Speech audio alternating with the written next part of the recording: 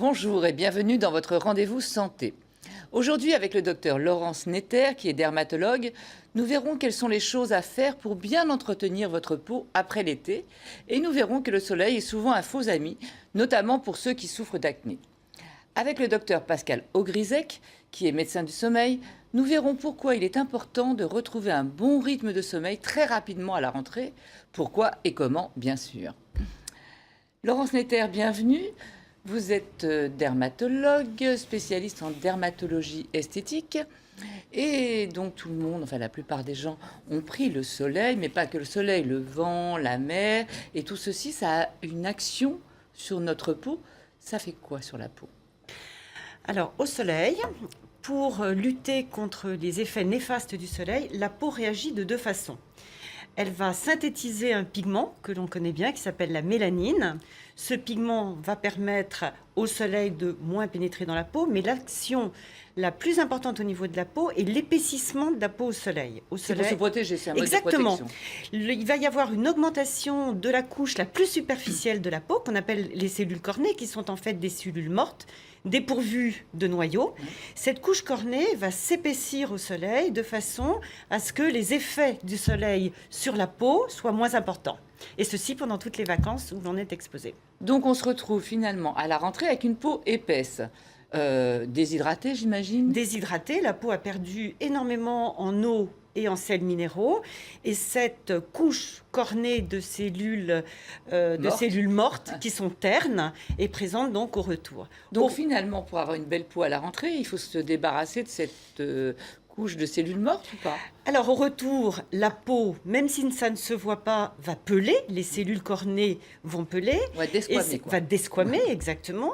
Et ce qu'il faut faire pour justement activer un petit peu cette desquamation, on peut faire des petits gommages doux, 2-3 fois par semaine. Donc des petits gommages bien doux, il faut bien le préciser, il ne faut pas irriter la peau. Non, il ne faut pas irriter la peau, de façon à éliminer ces cellules qui sont mortes. Et en plus, ça ne va pas enlever le bronzage, au contraire, ça va le rendre encore plus lumineux. Voilà, vous allez garder une peau qui va être plus éclatante, mais le bronzage, il sera toujours là. Et puis, il faut hydrater. On sait que le bronzage ne dure que 21 jours, quoi qu'il arrive. Quoi qu'il arrive, quoi qu'il arrive. Alors, vous pouvez, si vous voulez faire durer un petit peu les choses, mettre des autobronzants. Ce sont des molécules, l'érythrulose, entre autres.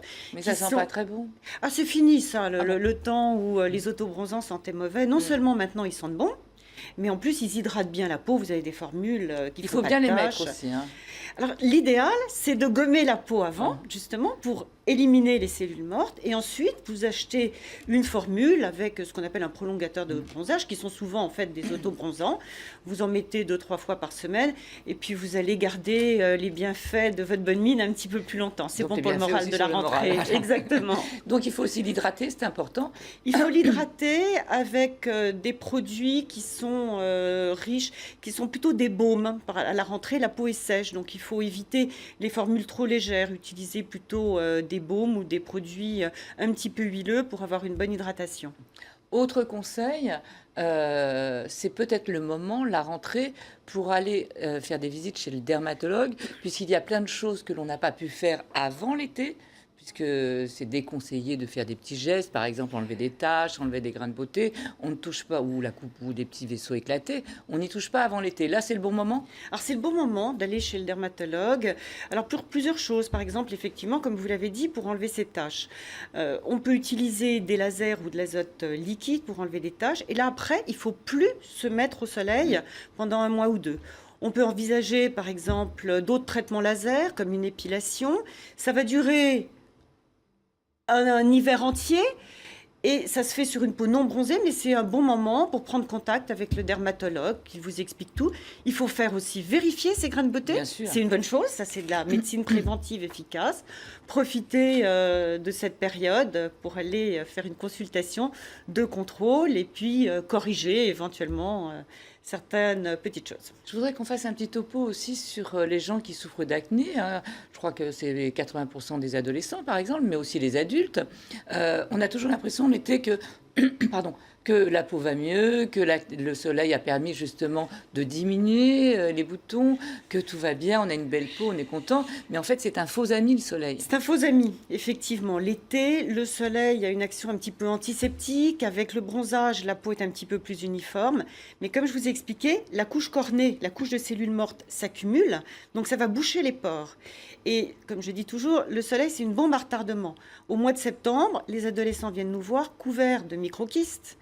Et c'est à ce moment-là qu'il faut... Rappelons quand même le fonctionnement de l'acné, ce sont les glandes. Alors, il y a 2 acteurs dans l'acné, les hormones et la glande sébacée, c'est-à-dire la glande qui fabrique le sébum. À l'adolescence, quand les hormones se mettent en route, la glande essentiellement grossit. les androgènes, les hormones masculines. Voilà, exactement. Mais qui existent aussi chez les femmes. La testostérone, qui est une hormone de l'homme, mais aussi de la femme. Qui est sécrétée par les surrénales, c'est par les cette ovaires. testostérone qui va faire grossir cette glande sébacée. Et cette glande sébacée, dont le flux de sébum s'élimine, peut se boucher. Et elle se bouge d'autant plus que la couche des cellules cornées est importante après les vacances. Bien sûr. Donc après les vacances, vous avez des microkystes. Et puis secondairement, ces microkystes vont s'enflammer. Là, il va y avoir l'intervention des germes qui sont naturellement dans la peau. Ça va être le bouton. Bactérie propionie. Voilà, je vous laisse le nom parce que pour les auditeurs, c'est pas facile à retenir. Mais ce sont des germes qui sont dans la peau, c'est pas une infection extérieure.